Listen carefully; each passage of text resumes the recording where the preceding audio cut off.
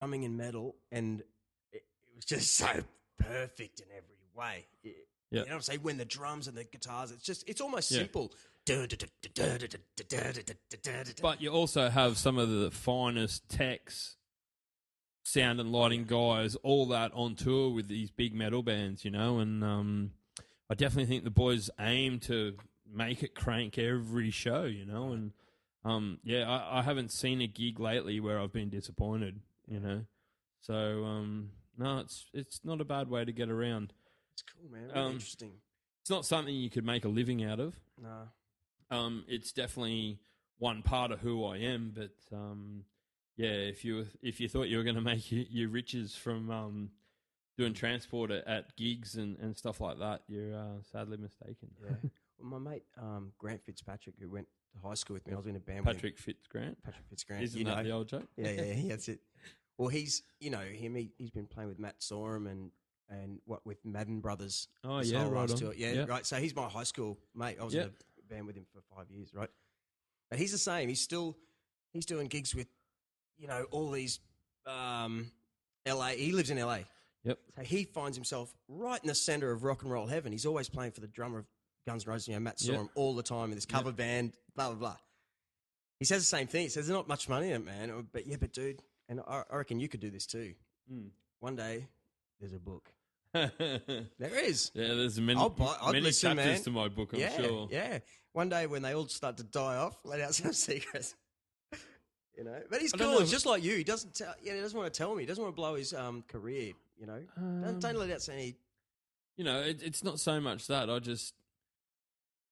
Yeah, I cherish the place that I'm at, and I definitely have always counted myself as one of the blessed few.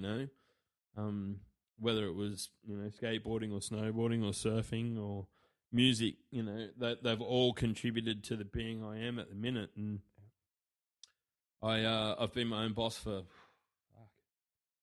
maybe 10 or 15 years now, man, and I've only ever done what I wanted to do, and I think that makes you a fairly selfish creature, but also at the same time, it's that selfishness that makes me enjoy life, like I'm guarded on the things I love, I suppose. Right. Well, the first time it probably wasn't the first time I met you, but the first time I think I met you was in the middle of northern New South Wales. We're doing a mini dirt bike, 50s race. Maybe there somewhere, or I was going to say we would have crossed paths at the Rose and Crown probably back in those days as well. But proper shake your hand. But proper, yeah. And you remember that? What were you selling then? You were selling dirt bike parts. Mini bike parts with Kenny Bensley when he had, what was that, Epic Sports or something. Were they calling you Angry? No, there was someone else. Well, right. Another mate of mine was called Angry. Right, yeah, okay. There's a reason why we call him back, Angry. are you angry? No. Nah. Yeah, back then, Kenny B had been into the whole Pepsi Max team thing and toured with that, and a couple of my mates had ridden motocross for him there, and a couple of them had skated with him. And in the early days, I'd done some ramp building with Kenny and a few other things like X Games and stuff, and just the mini bike fad kind of hit Australia, and you died just as soon as it got great. Well, it did. The one thing was there were so many small operators, and the small operators were dealing with the big factories in China. The Chinese guys don't care. They just wanted to sell containers of bikes, and feed the family sort of thing. So their loyalties were few and far between, I believe, and their quality assurance was even further apart, but Kenny had a pretty good supply chain. We brought in a bunch of BBR copies. That we had a race team and a race mechanic. Like, it was rad to go away for a weekend of dicking around on little kids' toys. In my eyes, some people took it a little bit seriously, but the rest of us were just having a good time. That must have been about 2002, 2004.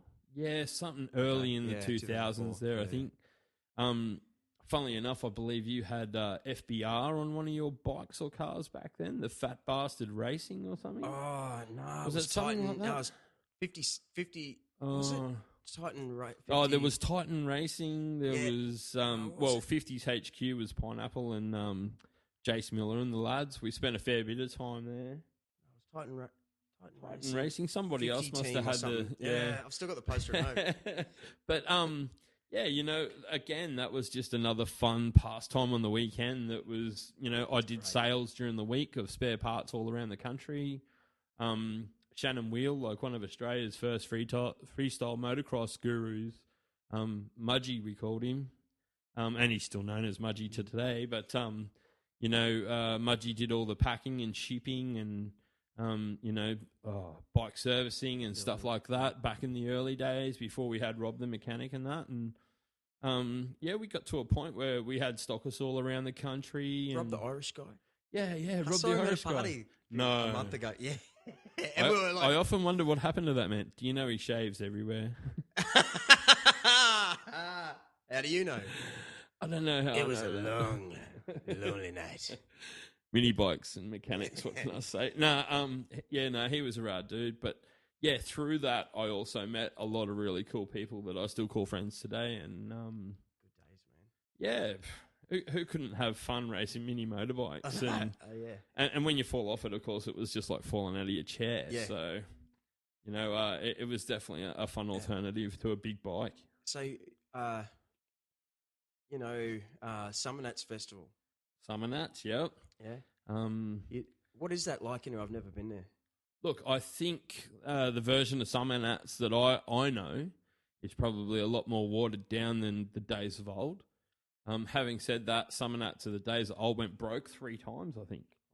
And now a couple of blokes that I work for are part owners in it. And they've definitely tried really hard to make it the premier motorsport event in the country. I think if you're keen on lots of chrome and burnouts and the actual car culture, it's an amazing weekend, and I love starting my year that way every year. I mean, it's a bit gnarly because you've got to be at work on New Year's Day, which is always tough. I mean, this year we're actually at the event on New Year's Day, just the way that at times it's always the first weekend in January, which this year I think we had Bliss and Esso play on maybe the 1st or the 2nd, I think, was our big Saturday night. So we normally start when there's a little bit on Wednesday. Thursday is when all your scrutineering and that starts. Every car out of, I think it was 1,800 something this year, goes through a scrutineering process to make sure that they're all mechanically sound. They are what they're claiming to be, and all that sort of stuff.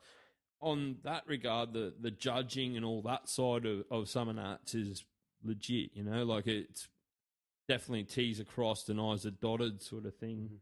And other than that, it's a really good time. Like the sound of big V8s just rolling around the cruise track all day long for 4 days is just really empowering sort of stuff, like I miss it. Yeah. Which is, I've always loved my cars. I've always liked fast cars. I've always liked show cars. But, the closest I've got is a 67 Holden that still sits in the shed and really could do with some work. And wow, what's that, HR? Yeah, HR. Unreal, man. I've had that since I was 18. Yeah. Yeah, but I was one of the smart ones and put him away in the shed, So. What sort of, is it stock or? In its last reincarnation, I rebuilt it with a mate of mine, Stewie, who used to live behind the Burleigh Hotel. It was an evil place, but it was maybe a 192 with some Yellow Terror compression heads and a few bits and pieces, but it'd hold the bottom of the clock most of the way down the highway from Brisbane, So I think the death of it, I think I blew an oil pump at maybe 140 or 150 mile an hour. Oh, and wow. I don't think it was that. I think the bottom of the clock was probably 105 mile, 105 or 110. I'd have to have a look, to be honest. Really? And it used to hold the bottom and keep going. 105 miles per hour. Yeah. Wow. It was fun. That's great. 2-speed power glide, man. Yeah, okay. They use those gearbox in drag racing and stuff. So it was It was good. I had a 1956 FJ Holden for Ooh. 15 years. It was my first car. The old man helped me buy it, and we did it up. But Was that in any of your ads? Huh? It was actually in the very first ad in 1998. We put that, and I say that was my first car, and everyone gave me the shit for years.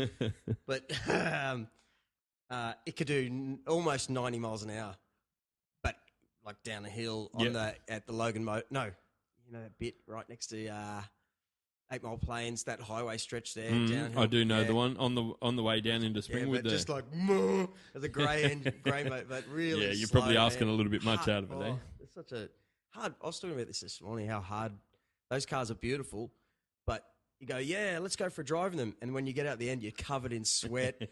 You just everything. You're hot. You're angry. Like, man, it's a good car. Yeah, where's it? There's no air conditioning. There's no power steering. Yeah. Yeah, you've got fat tyres on them, so they drive like pigs. And that'd be worth a lot of money. But getting back to Summernats, it is basically like, I'm at home for Christmas. I pack up, say, Boxing Day, and I'm out of home the day after Boxing Day, sort of thing, on my way to Summernats.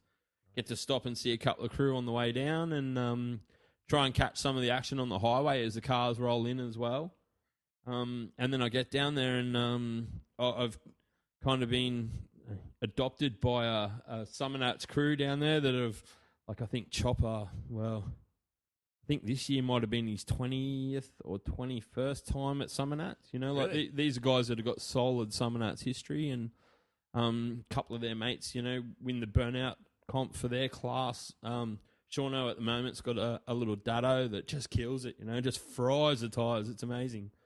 But they're always super keen to see you when you get to town and stuff as well. So it's a really cool feeling. Is it actual Canberra or?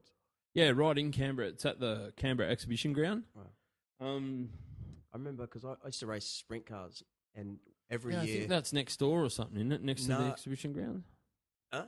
Isn't there at Canberra? Yeah, I thought there was. Oh no, sprint car track was. There is a speedway there. If there is, it's not fast enough for.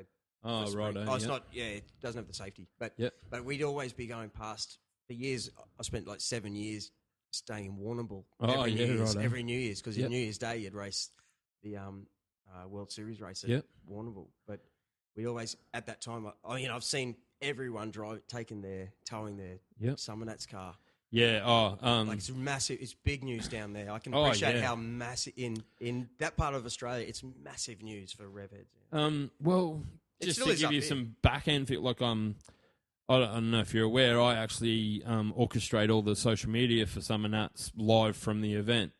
I set up multiple computers in my hotel room and, do stuff from everything from a live feed from my iPhone right through to my full pro setup, like run GoPros. And my job's basically to give that live feeling to the Summernats, to the crew that can't be there, So I think this year we were out at around, I think our social reach was out towards 500,000 people. We've got followers of like 150,000 plus just on Facebook alone. Our Tumblr page this year trended that hard that we made it to the front page of Tumblr in the States. Twitter's always a funny one. Twitter's where we get our trolls, the people in Canberra that don't really like Summernats. Twitter's where you'll find them. I don't know why it's just Twitter. So easy. Yeah, maybe. So easy. It's only, 70 characters or whatever? I wish sometimes I get paid to be a smartass. Like, I do. Like, just some of my comments. I laugh at home. I just go, that is so good. I need to be paid for that. That was such the best, funniest thing. I'm just sitting there alone in the lounge room, like, midnight, just laughing. That's the greatest thing. So some of your best work's coming out on Twitter around midnight. I'll have to tune in. After 5 Coronas. I'll have to remember when Summernats is on just to piss you. That's definitely an interesting part to start the working year. That's for sure. And then, the run of summer festivals is always good from there. So, and then we get to about now where I'm like, yeah, it's getting colder. Where's the winter and the snow on the ground? So you must do a lot of miles. Oh, a hell of a lot. Yeah. It's just one of them talents on Bless